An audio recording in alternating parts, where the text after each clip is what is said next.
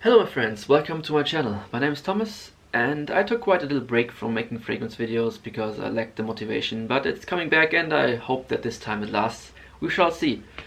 So coming back into this, I want to give you my quick and easy fall list for this fall season of 2020. It is both designers and niche mixed. I don't want to limit myself to 5 or 10 and 2 videos. I want to just do them in one video and give you what I'm looking forward the most. So let's dive straight into this list.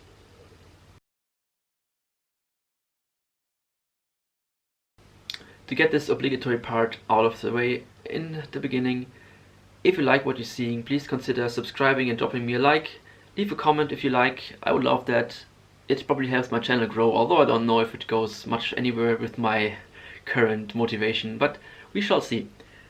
So this list is 10 fragrances strong, but that's not the whole truth. I added 3 honorable mentions. That's mostly because they are not so easily available and I don't feel comfortable recommending you something that you just have an incredibly hard time finding. I don't want to make your mouth water with some amazing fragrance that you have to jump through burning rings to even get a sniff of. So I will just mention them if you get your hands on them, or if you can find them, maybe try them, but it's just don't want to include them in my top 10. And yeah, let's get straight into this with the first fragrance. My first fragrance is Bottega Veneta Pour Homme Parfum. It is unfortunately on the verge of being discontinued as far as I can tell. It's just vanished from most stores and it's hard to find online. Like, it's still available, like not a massive scarcity, but you will have to search for it. And that's a shame because I think it's the best from this line. That's already a pretty good line, this Bottega Veneta Pour Homme line. And what's so great about it is that they are all solid and good fragrances, and they feature something that's not so often featured. It is this coniferous tree note of fir or pine. I don't know how to describe it.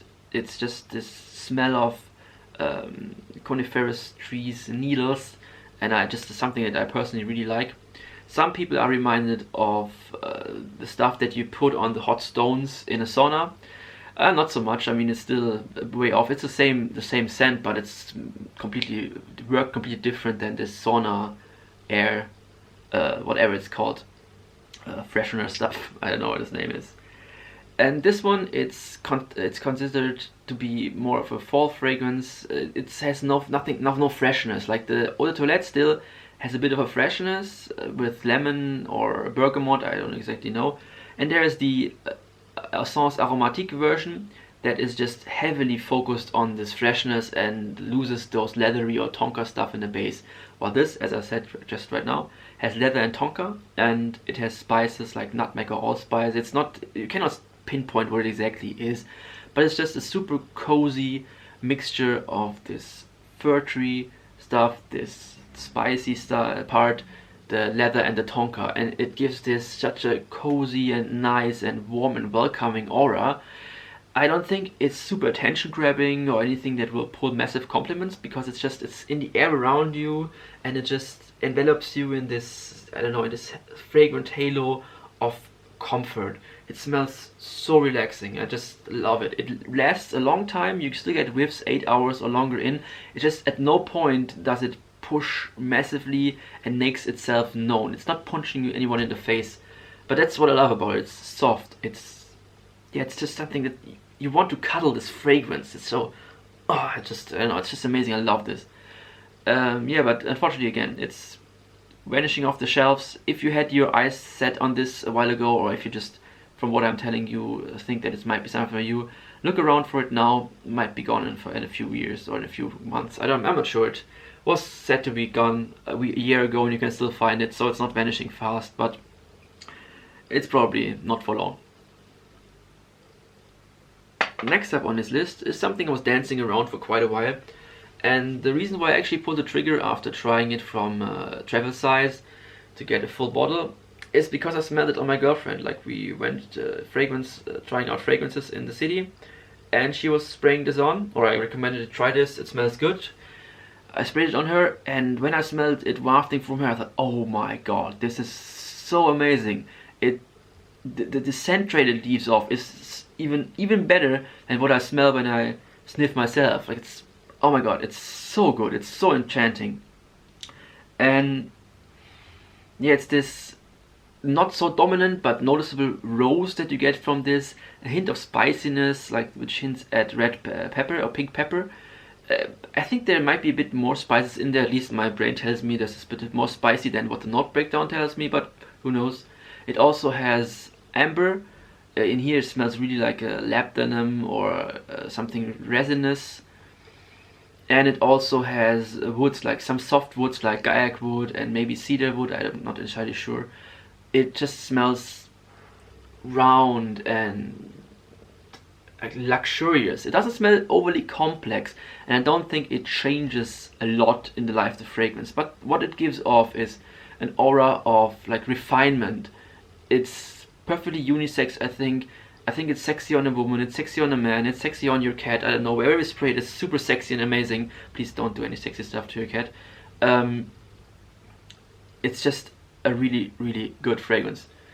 And yeah, sometimes you can get those 40 mils, which I think is a good size. 100 ml of this fragrance is somehow excessive. And they have those in the summers usually. Unfortunately, this summer, the period where you get them is already gone. But again, after using a bit of my travel size, I pulled the trigger, gifted the travel size the rest to my girlfriend so she can smell amazing too. Yeah, but this is really a good fragrance. It's, yeah, again, as the first one, it's really cozy, but the first one is just cuddly, and this one is just luxurious. Just a really good thing. Next up, from the same house, but not from the exclusive line, but from the normal line, is the Eau Sauvage parfum. This is the current formulation. Some people are not so happy about it, although I have no comparison. I don't know the original parfum version. And I have never smelled the original Eau Sauvage when it came out because I wasn't alive then. So there's no reference for me for this. But I just, yeah, I don't know.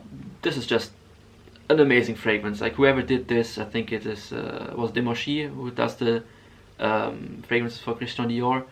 It is so good. It combines like a subtle amount of like lemon or orange, like those hesperilic notes at top, but just a little bit, like not as in a summer fragrance where you get a full blast of this sour tart freshness. No, it's just worked in real well, and then you mostly get like an amazing vetiver and a strongly resinous labdanum note, and the rest I must admit I can't pinpoint. Like, those factors, like those notes are just very strong, and they are what makes up this fragrance. And it's such a well done fragrance. It smells a bit mature, or not even a bit, it smells very mature. So when I wear this, I sometimes think, oh, maybe this is more suitable to somebody who is older than me, like somebody in his 40s. But yeah, it smells so good, I really don't care if it fits my age or not. Like, just pull it off. It's, yeah, it smells professional, it smells manly. Probably it smells feminine on a woman. I mean, honestly, who cares about fragrance gendering? If you like it, you like it, and nobody else will think much about it. If you smell amazing, you smell amazing. If you smell bad, you smell bad. I think that's what the category we should choose, except instead of gender, good and bad. Like, and also even that is subjective. But back to the topic, it's a good fragrance, and yeah, I like it a lot more than the Eau de Toilette version. Like, this is just, I like this resinous stuff, like those resinous fragrances. And as you will probably notice going down this list, there are a lot of resinous fragrances in there for the winter. Yeah, this is another great resinous fragrance. Let's hit it off with the first honorable mention, I would say. And it is one that is for performance reasons. It is Goddess by Lush, which is, in my opinion, a really different and great fragrance. And I also have the fragrance oil, which is also getting discontinued. Like, you can still get this, it's still in their lineup, but the oil is going out. Some stores still have it, most don't, and they can't order it, as far as I was informed. And what's this about? It is an oud fragrance, and as far as their website goes, it tells me that it is sustainably sourced Thai oud from a farm, and you get oud. You definitely smell oud. There is this, or at least it gives you this smoky, medicinal, slightly, just a very slight stinkiness that oud gives you, but it's not strong. There's not a lot in here. It also doesn't have the greatest performance, which is the unfortunate part. Like this easy to apply spray, it vanishes pretty quickly. Like it burns for very hot for like an hour, and then it gradually goes towards the skin scent after 2, and then it just it's not gone. It on the skin it's still there, but like it doesn't push much. And the problem is this one doesn't push at all. It lasts a long time. The oil, it's still there after hours, but it doesn't have much projection. Maybe the problem with the spray here is the Lush sprayers, they just put out very little. Like you spray it a couple of times and you almost don't put a dent in the bottle. But yeah, this is just a fragrance where I like the smell so much that I don't care too much about the performance. It's just a really great oud rose combination. That's something that's done to death, but somehow Lush, they always make fragrances different. Like somebody doesn't care for conventions, for how easy to market something is. They just make interesting stuff. And this as well, like it smells the same. It's just a performance, different application and different performance. It has rose, real rose actually. Like if you look on the back, you have the ingredients. Of course, there's also perfume in there. I would assume that there are also synthetic notes in there. No modern perfume works without them. But from the back, you can see they put in real rose oil in there, real osmanthus, real jasmine, real agarwood, and something else I forgot. So, oh yeah, sandalwood, real sandalwood. I would say they bolster it with synthetics, but I'm not sure. Like I'm not a great noser. It's just a guess. It smells really, really good and different. You smell the rose, you smell the oud, you smell the sandalwood, but they're all somehow a bit different. Like the rose is subdued, the jasmine is really in the background, just holding it all together. You get nothing of that strong indolic vibe that other jasmine perfumes have.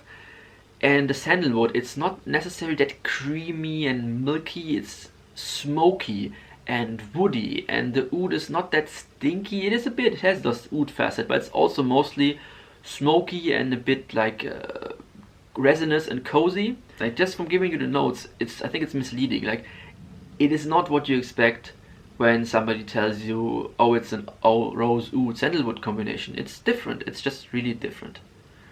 But again, since this one is going off the shelves and they both have their performance issues, it's just an amazing scent. Something I really fell in love with on first sniff. It's weird. It's good. It's with real ingredients, and it's affordable.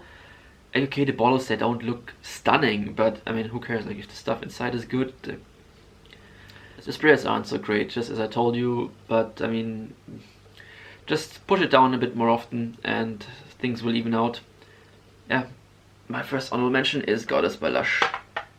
A really affordable rose oud scent that's different.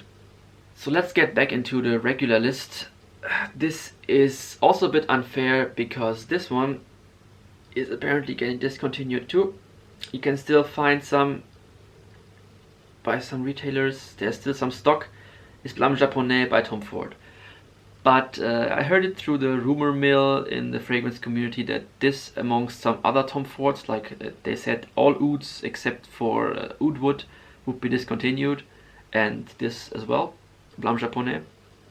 And I had my eyes on this for a couple of years, but was always hoping, yeah, maybe I find it at a really good price. Maybe they make it 30 ml of this as well. I mean, by now Tom Ford has 30 ml of a lot of their collection, but unfortunately not this, and it's being discontinued. So I picked myself up a full bottle after phoning around stores in my area for who still had some.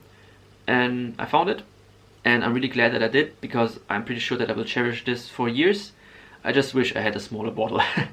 But that is not of any concern for you, the viewer. You're probably questioning, Thomas, why don't you tell us how it smells like? And I will. It is a very interesting scent. It's just this really close, sour and tart, but also sweet plum on top. It has a massive dose of cinnamon.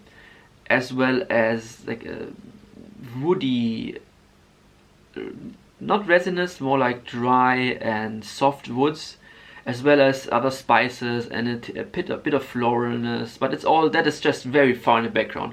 What you get mostly is, as the name suggests, plum, then cinnamon and woods, and it's done in such a marvelous way. It's just, for me at least, it's something outstanding. I love this plum note. It's used very rarely and not as prominently as in this one, and they just did an amazing job. Sad to see it leave the regular collection or being shelved. Maybe it comes back in some form or another. We will know in the future, but this is something that I'm looking forward to wear, and I'm glad that I still picked up a bottle. So if you had your eyes on this, also be advised it's leaving, at least for the time being. Next up is another resinous fragrance. It is the always amazing Amwash Double 25 Man, which unfortunately is never as complex as the note breakdown might lead you to believe, but it's still a great fragrance. Like, there's a note list of, I think, 30 or 50 ingredients. I have no idea, it's excessive. What I smell is just a really amazing mixture of fruits, of resins. They say there's oud in there, but it's not stinky or anything. If there is oud in there, it's highlighting the resinous and woody facets.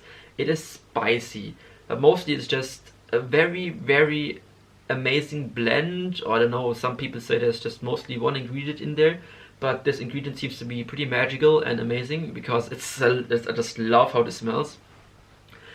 My problem for myself is I stop smelling it after 3 sniffs. Like, I know it's still there. I get whiffs 8 hours later. If I, like, for some reason move backwards, it still wafts in my face just a little bit. I still pick it up, but if I smell another 3 times on this bottle, I smell nothing. So yeah, I don't think the performance on this is actually bad, as some people say. I just think that you go anosmic to this in no time. But yeah, the bit that I can smell of it when I sniff on this, it's so good. It's so magical. Like, this perfect amount of sweetness. It's just, I don't know. I just love this. I'm glad they make this. It's just a good fragrance. And next up is basically its brother, because it's also by Bertrand Duchaufour. It's also one of these fruity oud vibe fragrances, and this is Oud Shamash by the Different Company. I'm not sure which one of those I like more. They're just a bit different, but also hit the same spot. Like, they're in no way the same fragrances. They're just like in the same category. Like, this is way more boozy. It has a lot more spices. Like, the fruitiness, it's toned down. But I mean, they could be brothers, not twin brothers, but maybe they're from the same family, and they definitely have the same father, so who knows. Yeah, I noticed this a lot more on myself. I don't go anosmic to it as quickly as I do for the amazing Jubilation 25 Man.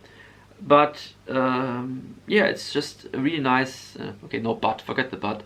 It's just a really nice soft fragrance. It's also cozy and enveloping, and yeah, despite the name of oud, it's not stinky or medicinal or fecal. It's just resinous, hint of sweetness. Again, not as sweet or fruity as Jubilation. Way more spicy, this boozy undertone, and a bit of soft resinous woods, and that in my book is everything that makes me happy about a fragrance. So this one is Oud Shamash by the Different Company. Next up is another one from my honorable mentions, and this one, it's not discontinued per se, it's just moved to another collection, which doubles the price, which I probably would still pay if I had to, but it still makes it a bit painful when you know that this was really affordable and available widely through discounters and sites and in shops everywhere, and now it's a boutique exclusive, like for some partner perfume stores, an online exclusive from another collection inside of the Serge Lutens brand. This is Fear and Aiguille. I don't know, probably butchered the pronunciation. It now comes in a much more beautiful bottle. It's a tall black bottle with a riffled cap, and I think it's called Le Gratte-Ciel, which is I think French for skyscraper collection. And yeah, Fear and Aiguille I think is Girl Amongst Needles, for the guys that want to maybe translate the fragrances. And yeah, it's the same juice. I smelled the other one on my skin and compared them one against the other. It's, to my nose, I cannot distinguish them from each other. It's the same fragrance to me. It's just yeah, less available and a bit more expensive. So I'm glad I have this in a backup bottle, because this is a fragrance I love. It was the fragrance that brought me into this whole hobby, showing me that there is much more besides the top sellers that are always the same boring stuff and what the salesperson is trying to sell you in fragrance stores. It just was, or is so different. Like, it's extremely fruity. It has this like raisins and dried red fruits, which reminds you of like as it called, glögg. It's a Scandinavian, I don't know which country exactly, wintertime drink. It's basically a tea with made out of dried fruits and spices, and yeah, this gives you this nice dried fruit smell with a heavy dose of smoky incense and woods, and also has this resinous pine needle thingy. And it's not the same as in the one that the Bottega Veneta. It's a different direction of coniferous needle scent, and this makes this really great. It's strong, it pushes, it's performing well. Like, it's a beast. To me it's almost beast mode, and it might even be so strong that some people might be put off. If you were, like, wore this in the summer once, and the person I sat next to just was like, and tried to get away from me because it was too strong. But in the fall and winter I think this is perfect, and now it's one of my all-time favorites. I wear this way too rarely, but if you have as many fragrances as I do, you wear everything rarely at some point. Yeah. Again, on the list, outside of the list, it is because it's harder to get and it's getting more expensive. If you still find this version and you like this scent, pick it up. It's just, I don't know what the deal is with stuff changing collections and being made exclusive, but that's the way the game goes, and who am I to complain if I still get good fragrances. Next up on the regular list is Terdemes by Hermes. This one is the parfum version, which I think is the best out of all of those from the line. But I don't think there's any bad in this line. Like, they're all pretty good. And it's like a vetiver heavy scent, but also has this strong, like, I don't know, sour, almost larger than life orange, combined with a hint of florals, just the tiniest hint of it, but yeah, mostly it's to me it's vetiver and orange. It's sparkling, it's refreshing, but still classy and mature, and still strong enough for the fall and the winter despite being focused on a citrus note. It's, yeah, I think it's just a great gem and a great masterpiece that's been around for quite some time for good reason, and I'm enjoying wearing this, especially if it gets colder. Like, I tried the Eau Fraiche version, but that didn't do too much for me. It smells more like Bigarade Concentré. That's also by Jean-Claude Ellena, but I prefer Bigarade Concentré over Eau Très Fraîche from the Terdemes line. Next up on my list is the amazing Intoxicated by Kilian, which gives you this great Turkish mocha feeling. It is nutmeg, it is cinnamon, it is a heavy amount of cardamom, and sweet coffee. And I don't know, it's just one of the most amazing coffee fragrances that I've ever smelled. There are some that are said to be better, but they're so hard to get. Like, between availability and quality in coffee fragrance, I think this is in the sweet spot. Oh, just, yeah, oh my god, the name is not promising too much. It's just so intoxicating. They're not lying. It's just a really good fragrance, and yeah, I'm looking forward to wear this in weather that's suitable for it. Like, I tried it in the summer, it was okay, but it's still not my summer fragrance. So yeah, looking forward to put this on my skin in the future. And I think it's really appropriate for work and everything. Like, this, except for the gym maybe, where you want something fresher even in the winter, this is probably a fragrance for everything. It's just suitable for pretty much everything. It's cozy, but it's still classy. Everything, it has everything in my opinion. Next up is Man Rose by Etro. And I know that in our culture rose is not supposed to be so manly, although in this regard I think to agree with our Middle Eastern friends that rose is as manly as anything. Just, I mean, in the Middle East, men wear jasmine, men wear rose, and nobody bats an eye. And I would care either if a man here wears jasmine or rose. It's just, it smells good, it has no gender. This one, however, is more modeled into what you would call classically a masculine fragrance, with the freshness, with the woods.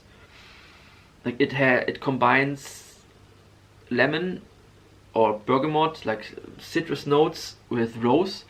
It gives you this sparkling, almost rose lemonade like opening.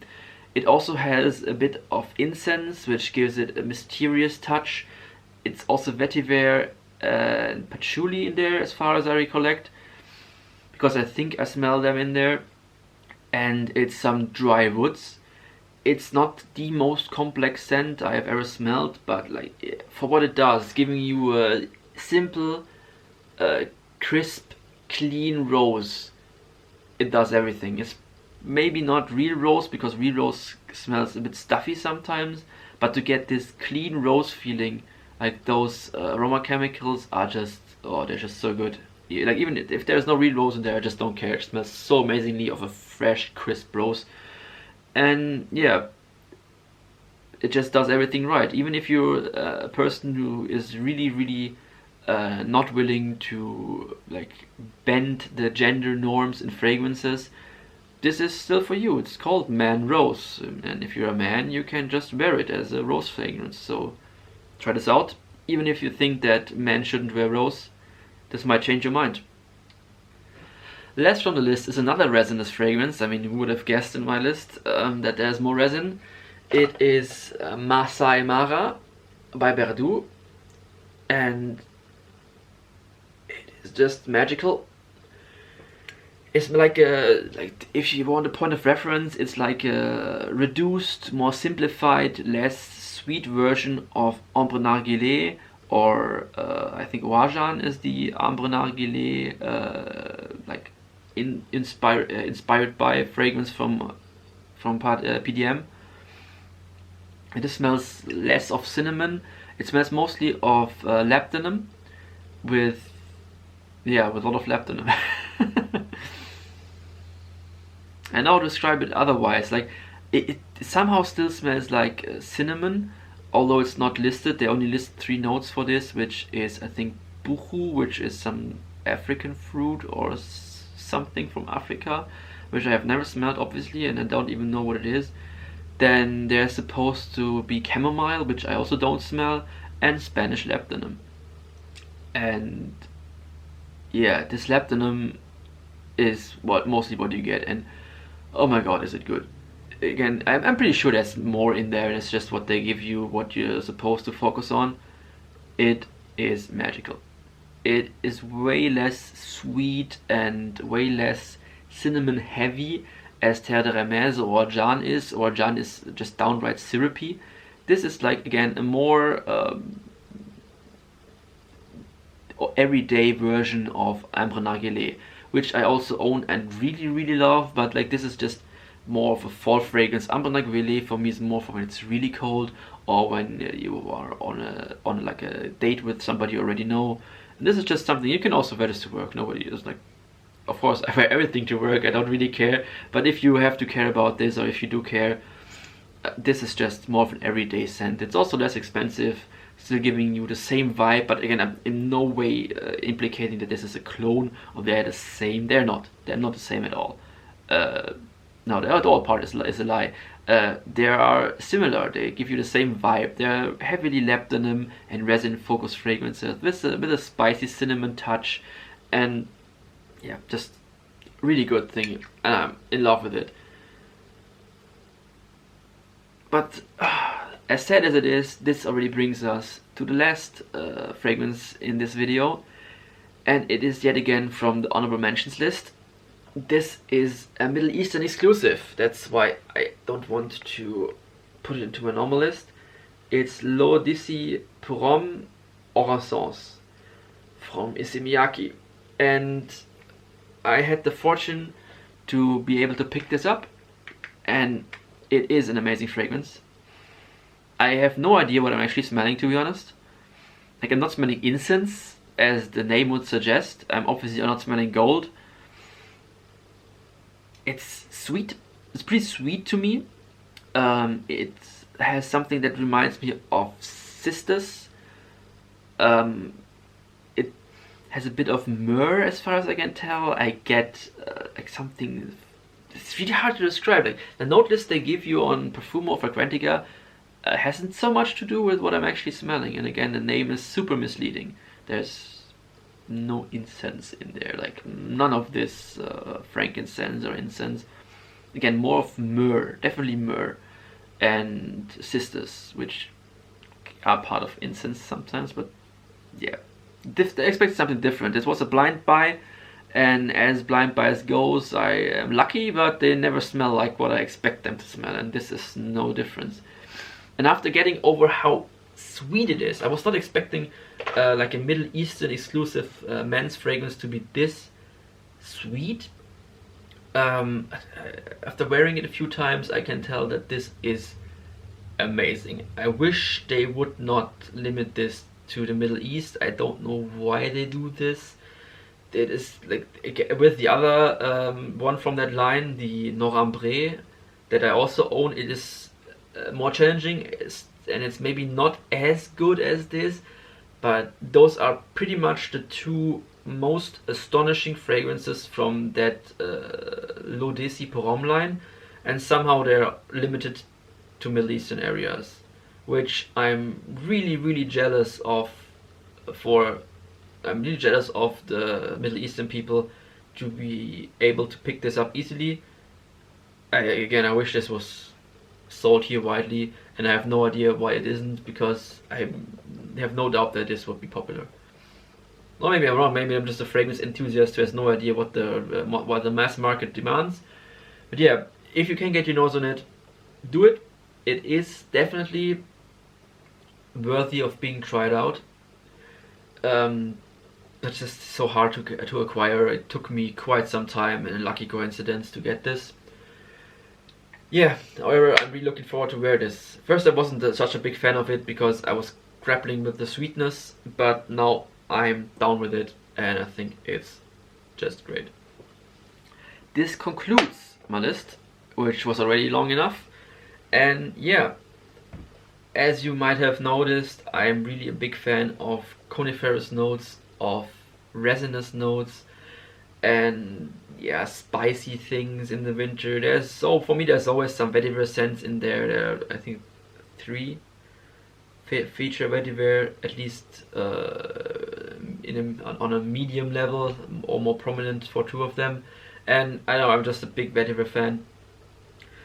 Yeah, I hope this list gave you some new perspective and gave you some ideas for what to wear, what to check out, if you feel interested in what I told you about them. And I guess that's it. See you hopefully next time if I have the motivation. It is a fickle mistress, but let's see if it comes back or if it stays.